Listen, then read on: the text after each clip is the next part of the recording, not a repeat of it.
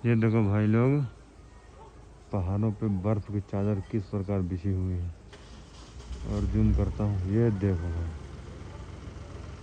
देख रहे हैं। कुछ दिन बाद यहाँ भी आ जाएगा धीरे धीरे, तो यहाँ भी बरसना शुरू हो जाएगा।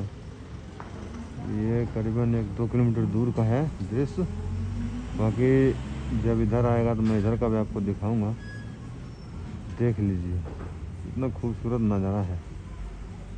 वाह, थोड़ा इधर का भी झलक दिखाता हूँ। देख लिया आप लोगों ने, कैसा लगा कमेंट करिएगा।